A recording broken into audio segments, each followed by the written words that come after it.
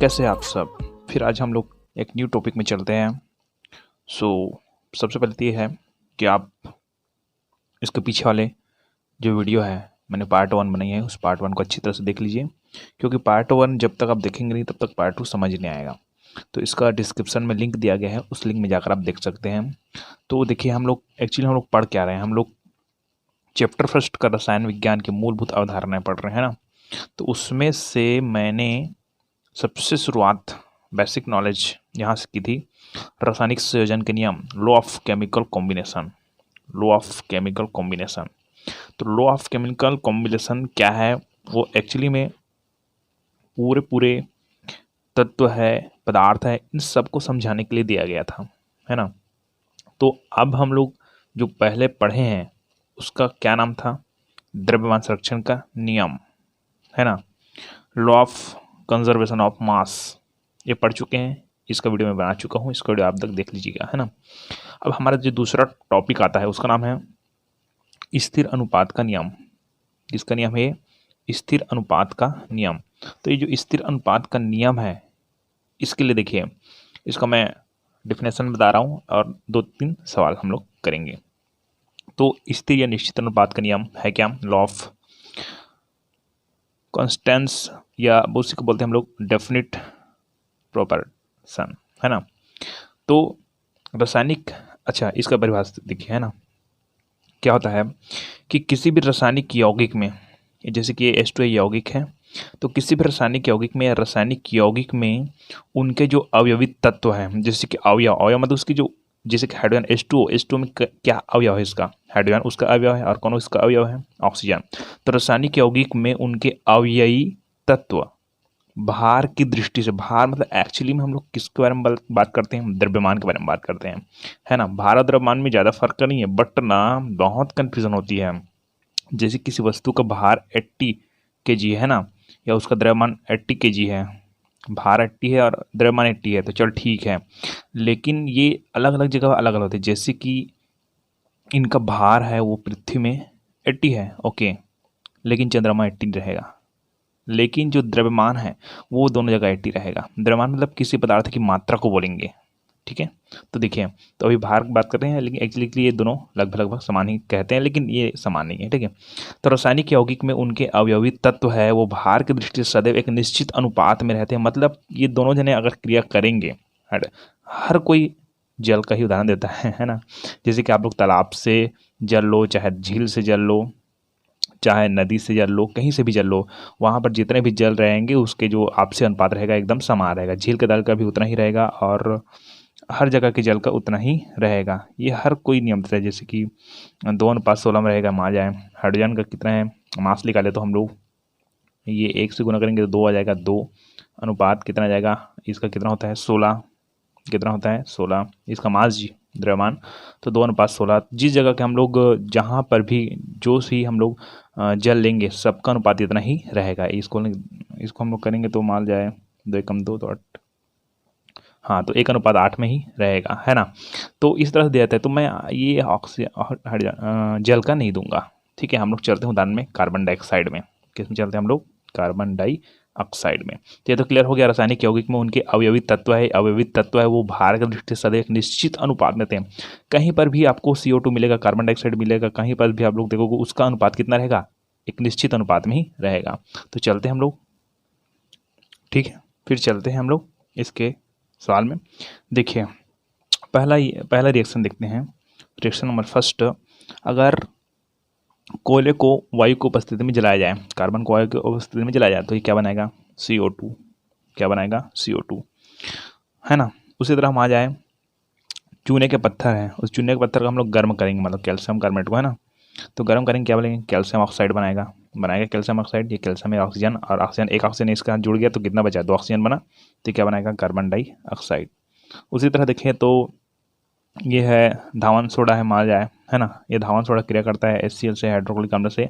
तो नाइट्रोजन है, क्लोरीन से क्रिया करता है, तो क्या बनाता है, ये सोडियम क्लोराइड बनाता है, ठीक है। और क्या बनता है, कार्बन डाइऑक्साइड, और क्या बनता है, जल, है ना। तो तीनों सिचुएशन देखिए, यहाँ पर कार्बन डाइऑक्साइड बना, यहाँ पर कार्बन डाइऑक्साइड बना, यहाँ पर भी कार्बन डाइऑक्साइड बना है। और तीनों ही स्थिति में जो कार्बन डाइऑक्साइड है इसका हम लोग मान लो जाए निकालते हैं, अनुपात निकालते हैं, ठीक है, ऑक्सीजन के अपेक्षित, है ना। तो कार्बन का कितना होता है, परमाणु क्रमांक होता है उसका 6, ठीक है, और मास कितना होता है उसका 12, कितना होता है 12, है ना।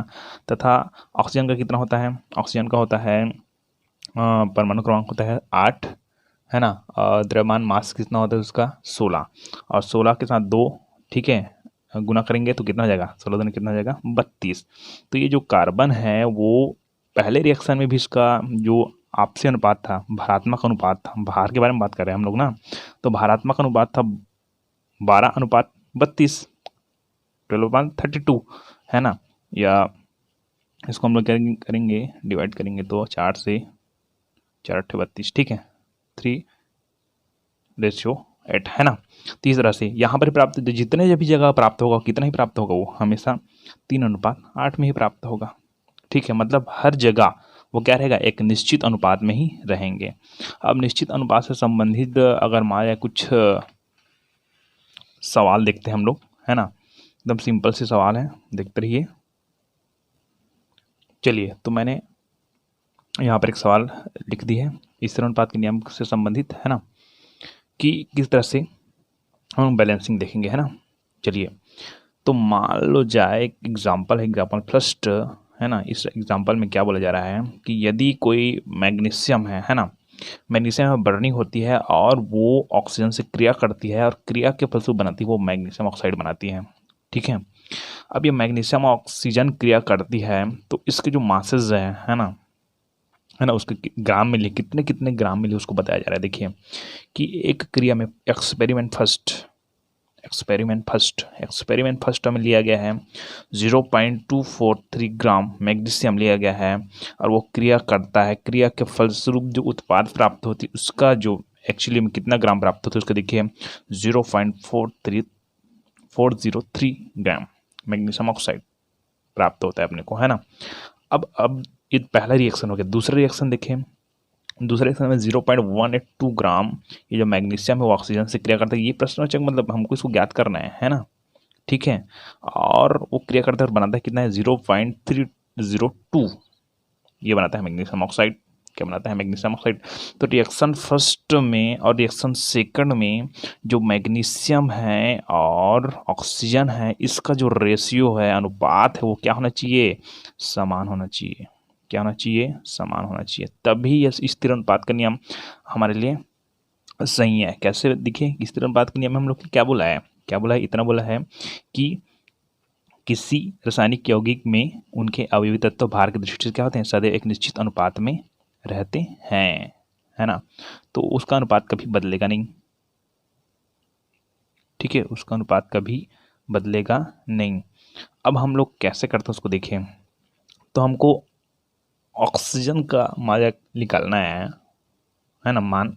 तो कैसे निकालेंगे, तो मैग्नीशियम ऑक्साइड है उनमें से हमको घटा देना है किसको, मैग्नीशियम के, है ना, ये मान को। तो कैसे हो जाएगा कि इसको हम लोग घटा कर देख लेते हैं कैसे, 0.403, है ना, और 243, तो हो जाएगा 0, और ये हो जाएगा 3, ये हो जाएगा 10, ये हो जाएगा 6, और 3 - 2 ये 1 हो जाएगा, ठीक है। तो ये जो ऑक्सीजन का है ना, उसका निकल गया कितना 0.160, है ना। उसी तरह इसका भी निकालेंगे तो क्या निकलेगा 0.302, है ना, माइनस 0.182, तो 2 में 0 हो गया, और ये 0 है तो इसको 2 कर दे, इसको 8, इसमें फिर 2 बच गया, और 2 - 1 1, ठीक है। तो इसका जाएगा 0.120, इतना निकल गया, है ना। अब अपने को ये मिलाना है कि जो मैग्नीशियम है वो मैग्नीशियम है उसका अनुपात, मैग्नीशियम और ऑक्सीजन का अनुपात रिएक्शन नंबर फर्स्ट में जो प्राप्त होगा वही रिएक्शन नंबर 2 में भी प्राप्त होना चाहिए, समझ रही है, रिएक्शन नंबर 2 में प्राप्त होना चाहिए जी। तो आपने पॉज करके देख ली होगी किस तरह से आपने इसको डिवाइड किया होगा, है ना। तो हम लोग देखते हैं इसको कि कितना प्राप्त हुआ अपने को, इस रिएक्शन नंबर फर्स्ट में 0.243 ग्राम ये मैग्नीशियम का है, और ये जो हमको प्राप्त हुआ ये ऑक्सीजन का है 0.160 इंटू ये लगभग में आ जाएगा, आपको पूरा भाग करके देखना पड़ेगा 163 है ना, भाग करके देखना पड़ेगा। तो ये हो जाएगा, ये एक बार में पहले हो जाएगा। पहले तो ये होता है कि 163 है, मतलब अगर हम लोग दो बार में करते हैं 163 को हम लोग में आ जाए, 2 बार में करते हैं ना, तो बहुत ही 163 नहीं जी 160, ठीक है 160, तो 160 है, इसको हम लोग अगर 2 बार में करते हैं है ना, तो क्या हो जाएगा 320, तो 320 तो है ही नहीं है ना, तो 243 है, इसलिए केवल एक ही बार आ जाएगा, तो पहला नंबर का तो 1 पॉइंट आएगा, ठीक है। उसी तरह इसको भी देखिए आप लोग 0.182 ग्राम, 0.120, ये 120 यहाँ से, ठीक है। ये भी देखो 122 तो केवल एक बार में पहले जाएगा ना एक बार में, ठीक है।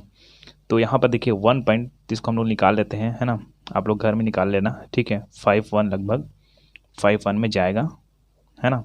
तो इनका अनुपात और इनका अनुपात देखिए है ना, ये हमें ये लगभग जाएगा 1.5187 ऐसे कुछ जाएगा है ना, 87, और ये 6 से 6 में जाता है, ठीक है। तो इस तरह देख लीजिए, तो दोनों का कितना लिखा 1.51 लिखा, ठीक है। तो ये हो गया ना।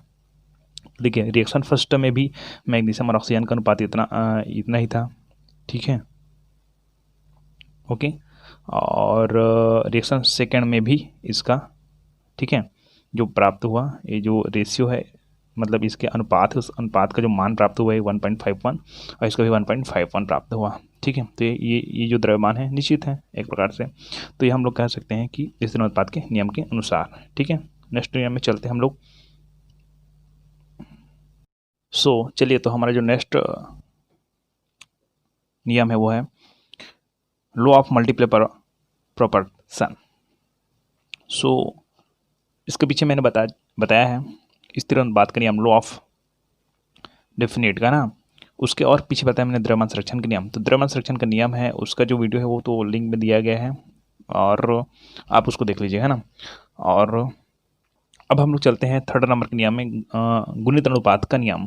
ये जो गुणित अनुपात का नियम है, ये नियम को समझने के लिए आपको लगभग बहुत सारे तत्व में क्रिया होती है।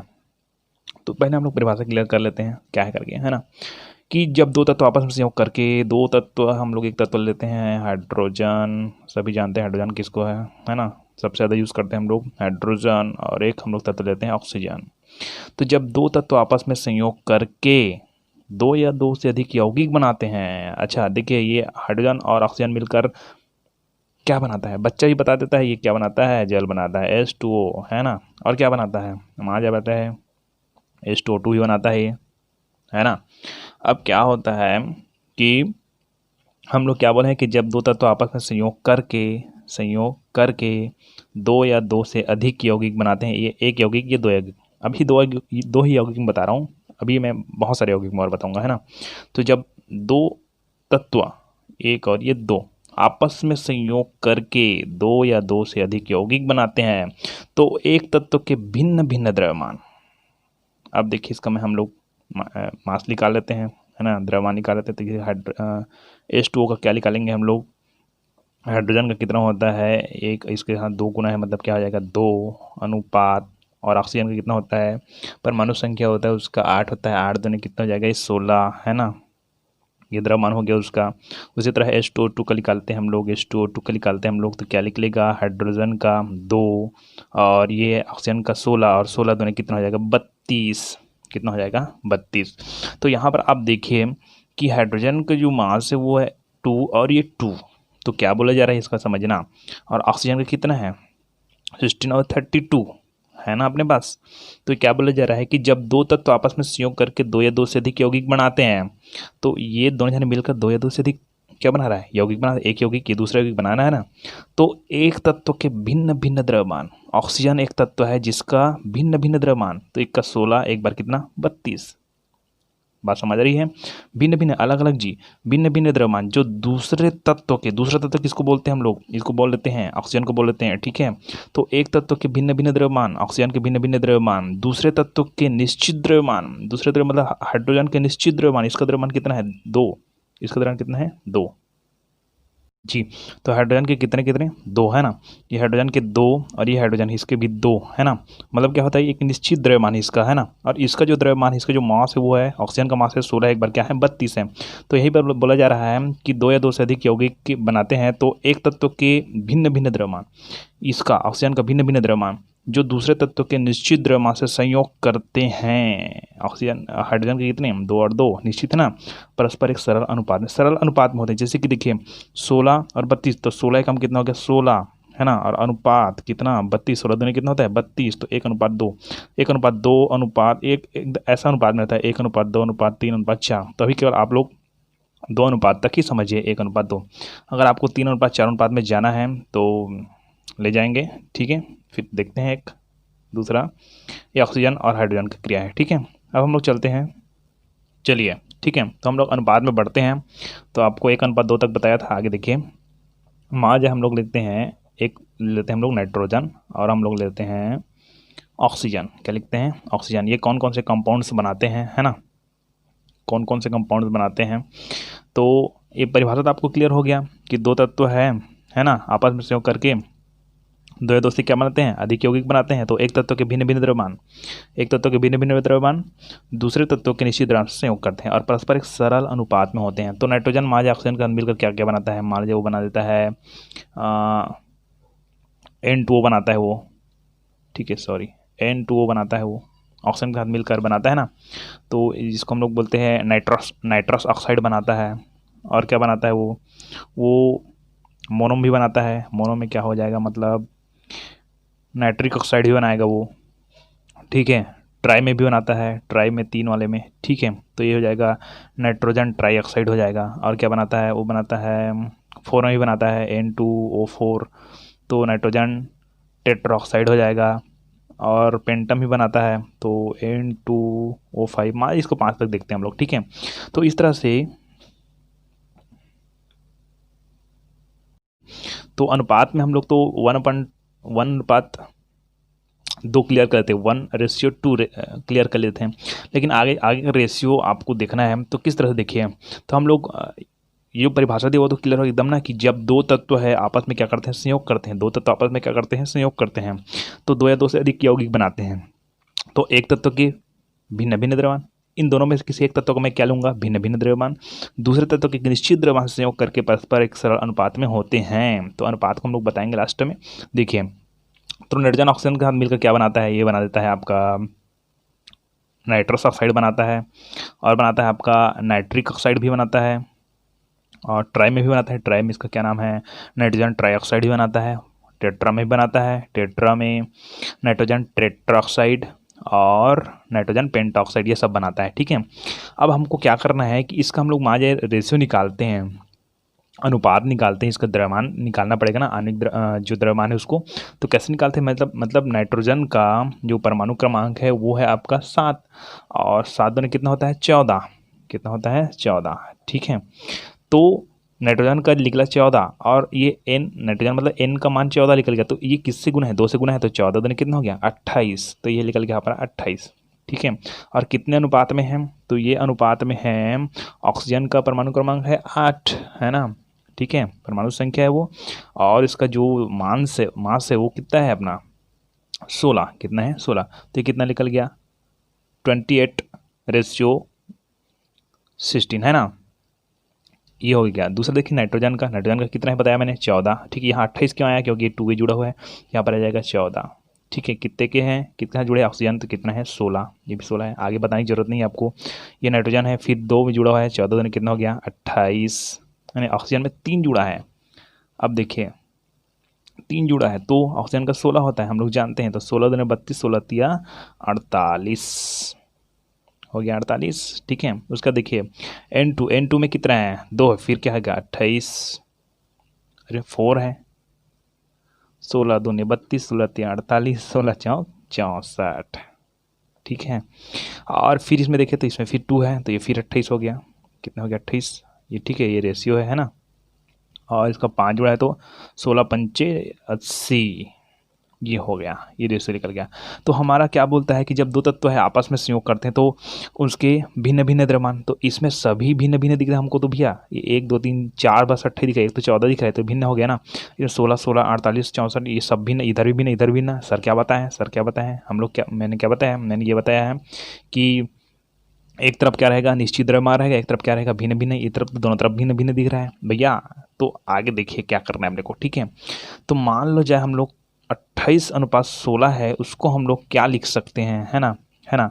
हम लोग लिख सकते हैं 14:8। कैसे कैसे, है ना। तो जो 28 उसको आधा किया तो 14 आया, और 16 को 8 की आधा किया तो कितना गया? 8। या तो किसी से भाग दे दीजिए, है ना, 2 से दे दीजिए। तो यहाँ पर देखिए 14, क्योंकि 14 इसलिए ले रहे हैं क्योंकि जो मुख्य नाइट्रोजन का कितना होता है? 14 होता है, ठीक है।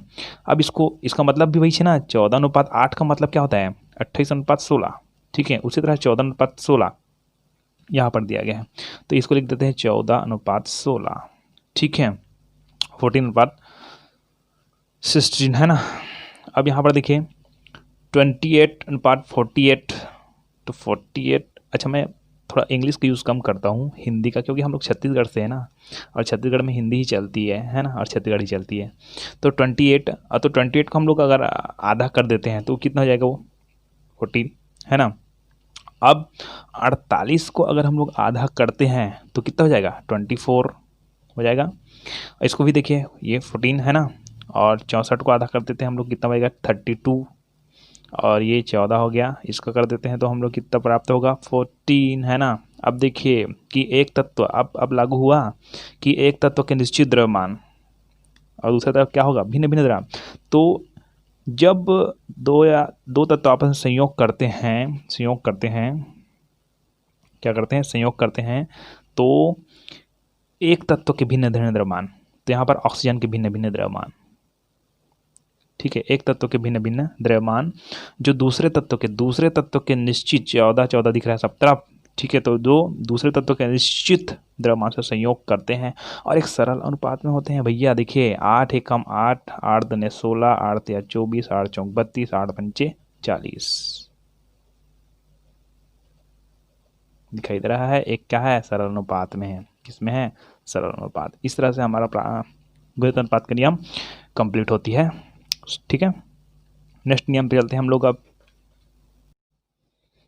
चलिए, सो नेक्स्ट 4 नंबर का जो रूल्स है, व्युत्क्रम अनुपात का नियम, या बोल सकते हैं उसी को हम लोग तुल्यांक समानुपात का नियम, ठीक है। Law of reciprocal proportion of equivalence proportion, है ना।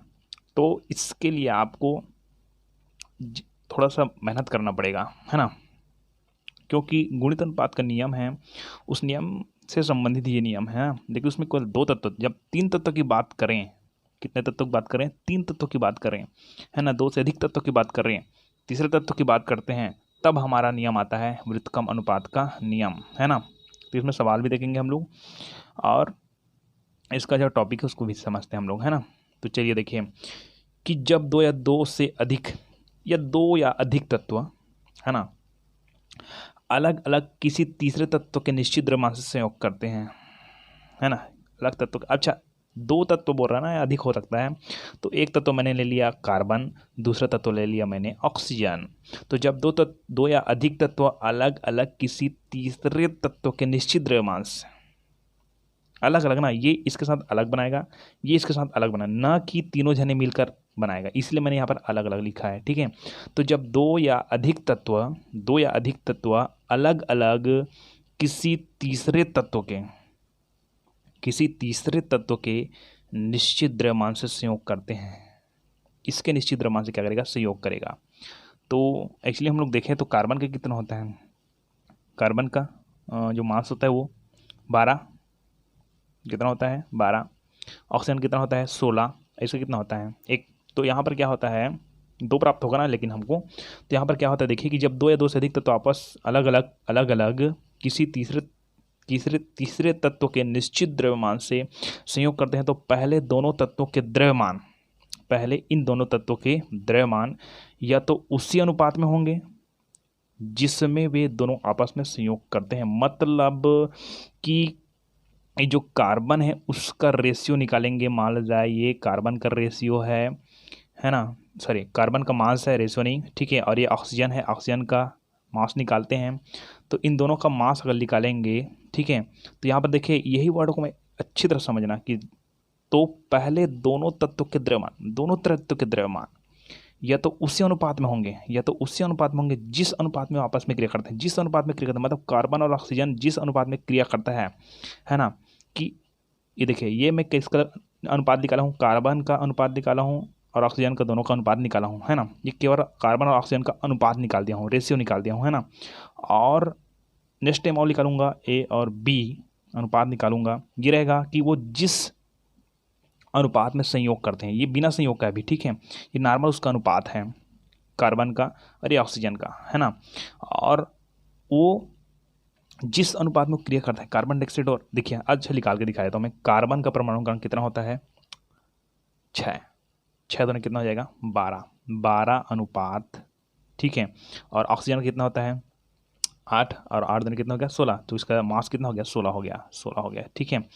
अब कार्बन का देखिए, कार्बन का कितना होता है 12, ठीक है, कितना होता है 12। और ऑक्सीजन का कितना होता है 16, तो 16 दिन कितना हो जाएगा 32, ठीक है। अब यहाँ पर आपको देखना है कि क्या निकला है हमारे पास, ठीक है, कि जब दो या अधिक तत्व अलग अलग किसी तीसरे तत्व के निश्चित द्रव्यमान से संयोग करते हैं, तो पहले दोनों तत्व के कौन है द्रव्यमान है ना, या तो उसी अनुपात में होंगे या तो 12:16 भी हो सकता है, ठीक है। 12 क्या होता है 16 होता है। वर्ड को समझना कि जब दो या अधिक तत्व अलग अलग किसी तीसरे तत्व के निश्चित द्रव्यमान से संयोग करते हैं, है ना, तो पहले दोनों तत्व के द्रव्यमान या तो उसी अनुपात में होंगे जिसमें वे आपस में संयोग करते हैं, ठीक है, जिसमें आपस में क्या करते हैं संयोग करते हैं, अथवा यहाँ पर प्लस लिखा मैं, अथवा उसका कोई सरल गुणक होगा, है ना। तो यह क्या बताया जा रहा है आपको कि जब दो या दो से अधिक तत्व अलग अलग किसी तीसरे तत्व के निश्चित द्रव्यमान से संयोग करता है तो पहले दोनों तत्व के द्रव्यमान या तो उसी अनुपात में होंगे, ठीक है, 12:16 है, तो वो अगर ये अलग अलग इसका अनुपात 12:16 है, तो यदि ये ए और बी अर्थात कार्बन और ऑक्सीजन ये क्रिया करता है तो उसका जो अनुपात निकालेंगे तो वो भी 12:16 निकल सकता है। कितना निकल सकता है 12:16। या तो यही पर बोला है कि पहले दोनों तत्वों के द्रव्यमान या तो उसी अनुपात में होंगे जिसमें वो आपस में क्या करते हैं संयोग करते हैं, इसी अनुपात में होंगे, ये जिस अनुपात में संयोग करते हैं उसी अनुपात में होंगे, या उसका कोई सरल गुणक होगा। तो यहाँ पर 12:32 प्राप्त हुआ, तो उसका क्या है सरल गुणक है 16 कितना होता है 32 सरल गुणक में होगा, ठीक है। तो एक बार 12:16 आया ना, तो 12:16 भी आ सकता है यहाँ पास, उसी अनुपात में हो सकते हैं, लेकिन कई बार नहीं होता है, तो उसको क्या होता है या तो कोई क्या हो सकता है कोई सरल गुणक होगा। तो ये बोला है कि जब दो या अधिक तत्व अलग अलग किसी तीसरे तत्व के निश्चित द्रव्यमान से संयोग करते हैं तो पहले दोनों तत्वों के द्रव्यमान या तो उसी अनुपात में होंगे जिसमें वे दोनों आपस में संयोग करते हैं, जिसमें ये दोनों आपस में क्या करते हैं संयोग करते हैं। तो कितना निकल गया 12:32 निकला है, और यहाँ पर कितना है 12:16। लेकिन हम लोग यहाँ पर क्या बोला जा रहा है कि पहले दोनों तत्वों के द्रव्यमान या तो उसी अनुपात में होंगे, लेकिन यहाँ पर उसी अनुपात में हमको प्राप्त नहीं हुआ है, ठीक है, क्लियर हो रही नहीं है ना। तो यहाँ पर देखिए उसी अनुपात में हो सकते हैं, है ना, उन्हीं पद में होंगे जिसमें आपस में संयोग करते हैं, ये तो हो गया, है ना, ये अनुपात हो सकता है, ठीक है। अथवा कोई सरल गुणक में होता है, सरल गुणक में भी है 16:32, है कि नहीं। तो इसको हम लोग पूरा कंप्लीट करके देख लेते हैं कैसे करते हैं। ये कार्बन अगर हाइड्रोजन के साथ मिलता है तो एक्चुअली वो क्या बनाता है, मीथेन बना देता है। ऑक्सीजन हाइड्रोजन से मिलता है तो क्या बनाता है, H2 बनाता है, ठीक है ना। तो ये CH4 है ना, क्रिया करता है तो इसका हम लोग निकाल लेते हैं, मास निकाल लेते हैं। तो कार्बन का हो जाता है 12, कितना होता है 12, और ऑक्सीजन का 1 है यहाँ तो 4 एकम 4, ठीक है, 12/4, ठीक है, 12/4। और ये हाइड्रोजन के लिए है तो ये 2 गुना है, मतलब ये कितना हो जाएगा 2 हो जाएगा, कितना हो जाएगा 2, यहाँ पर 1 आता है ना इसका, ये परमाणु का फर्स्ट रहता है ना जी, 1 अनुपात ऑक्सीजन कितना है 16, कितना है 16। तो यहाँ पर देखो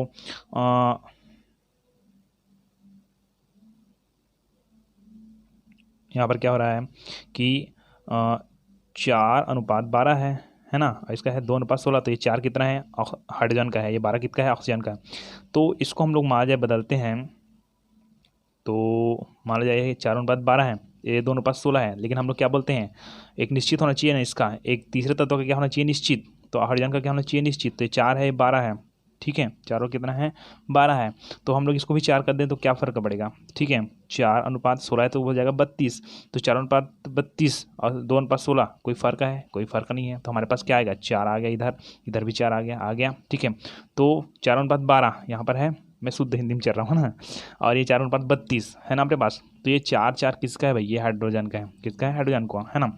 और ये 12 और 32 किसका है, हाँ ये 12 है किसका है इधर कार्बन का है, 32 किसका है इसका ऑक्सीजन का है। अब देखिए यहाँ पर बोलते हैं कि 2 या 2 से अधिक तत्व अलग अलग किसी तीसरे तत्व के निश्चित द्रव्यमान से संयोग करते हैं। ये 2 या 2 से अधिक तत्व है वो तीसरे तत्व के निश्चित द्रव्यमान से क्या करता है संयोग करता है। तो पहले दोनों तत्वों के द्रव्यमान, पहले दोनों तत्वों के द्रव्यमान, तो पहले दोनों तत्वों के द्रव्यमान निकालेंगे तो कार्बन के निकालेंगे तो कार्बन का कितना निकलता है 12, ऑक्सीजन का निकलते कितना निकल गया है 16। तो पहले दोनों तत्वों के द्रव्यमान या तो उसी अनुपात में होंगे, उसी अनुपात में होंगे जिसमें वे आपस में संयोग करते हैं। तो इसमें इसी अनुपात में है और संयोग करते हैं तो क्या निकलता है, इन दोनों का संयोग करते हैं तो क्या बनाता है कार्बन डाइऑक्साइड, क्या बनाता है कार्बन डाइऑक्साइड। तो कार्बन का कितना निकल गया 12 और ऑक्सीजन का 16, 16 दोनों कितना होता है 32, कितना होता है 32। तो यहाँ पर आप देखिए एक जगह निकल जगह था कितना है 12 और एक बार निकलता है 12/16 और एक बार निकला है 12/32। तो पहले दोनों तत्वों के द्रव्यमान या तो उसी अनुपात में होंगे, इसी अनुपात में होंगे जिस अनुपात में आपस में क्या करते हैं संयोग करते हैं। तो ये अनुपात में संयोग करते हैं उसी अनुपात के बराबर होगा, ठीक है। अगर नहीं होगा तो क्या होगा, अथवा कोई सरल गुणक में होगा। तो सरल गुणक में 16 कम 16 16 32, यहाँ पर सरल गुणक में है कि नहीं है, सरल गुणक में होगा, है ना। अब आपने को क्या करना है कि इसका जो थॉट, इस नियम को हम लोग क्या करेंगे कि यदि हम लोग इनका रेशियो, इन दोनों का जो रेशियो है अनुपात है, उनको उनके कॉम्बिनेशन होने के जो कंबाइन होने के जो रेशियो उनके साथ अगर हम लोग डिवाइड करते हैं तो एक सरल अनुपात होगा, एक नॉर्मल वोल नंबर बोलते हैं, वोल रेशियो बोलते हैं, है ना, मतलब वोल रेशियो प्राप्त होगा अपने को। तो कैसे प्राप्त होगा देखिए, तो 4 इसको हम लोग अगर 4 से डिवाइड करेंगे तो 4 तिया 12 और 4 चौक 16, है ना। और इसको देखें तो हम लोग 4 तिया 12 और 4 8 32, 3/8 और ये 3/4। तो यहाँ पर तो लिखा नहीं है, लेकिन हम लोग मैं बता चुका हूँ आपको, ये नियम आपको नया सुनने को कुछ मिलेगा कि यहाँ तक तो हम क्लियर कर लेते। लेकिन जब ना इसका रेशियो जो कार्बन और ऑक्सीजन के इसका रेशियो निकाले हैं, उस रेशियो को कार्बन और ऑक्सीजन के जिस संयोग से जुड़ता है, ठीक है, जिसमें वो आपस में संयोग करते हैं उसका रेशियो निकाले हैं, उस रेशियो को इसके रेशियो के साथ हम लोग अगर डिवाइड करते हैं, है ना, भाग देते हैं, डिवाइड नहीं भाग देते हैं, तो एक सरल वोल रेशियो प्राप्त होगा। तो ये हो जाएगा, मान लिया जाए 3/4 ये है ना अपने पास, ठीक है। इसको हम लोग भाग देते हैं किससे 3/8 से, तो 8 ऊपर चला जाएगा तो 8 अनुपात ये हो जाएगा 3 हो जाएगा, ठीक है। तो 3 3 कट गया, 4 एकम 4 4 दूनी 8 आया ना, 2/1 एक निश्चित रहते हैं, ठीक है। ये है, कुछ नया सीखने को मिलेगा आपको, व्युत्क्रमण अनुपात का या तुल्यांक समानुपात का नियम। और कुछ है तो आप लोग यूट्यूब से में कमेंट मत करिए, है ना, ये मेरा व्हाट्सअप नंबर है वहाँ पर क्लियर कर लीजिएगा, ठीक है। चलिए, और हमारा जो 5th रूल्स आता है एकदम सिंपल रूल है, गैस शाख का गैस आयतन संबंधी नियम, है ना। ये एकदम सिंपल है। जब गैस आपस में रासायनिक संयोग करती है, गैस या हाइड्रोजन गैस है, ये कौन है क्लोरीन गैस है, ठीक है। तो जब गैस आपस में क्या करती हैं, संयोग करती है, तो उसके आयतनों में सरल अनुपात होता है। उसके आयतनों में क्या होता है, सरल। अच्छा, एक चीज़ बताया था मैंने कि अगर गैस होगा तभी कार्य होगा, ठीक है। लिक्विड वगैरह हम लोग नहीं बता सकते हैं लिक्विड की मात्रा कितनी करके, है ना। चलिए, तो जब गैस आपस में रासायनिक संयोग करती है तो उसके आयतनों में सरल अनुपात होता है। मान लो जाए हमारे पास ये हाइड्रोजन है, उसका आयतन 1 है और क्लोरीन का आयतन 1 है, ठीक है। तो मान इसको हम लोग बनाएंगे तो ये हाइड्रोक्लोरिक अम्ल बनाएगा। क्या बनाएगा, ये हाइड्रोक्लोरिक अम्ल। तो ये हाइड्रोजन का परमाणु कितना हो गया, 2 है, क्लोरीन का 2 है, इसलिए हम लोग क्या लगा देंगे, सामने में 2 लगा देंगे, ठीक है। ये भी क्या बनाएगा, गैस बना देगा, ठीक है।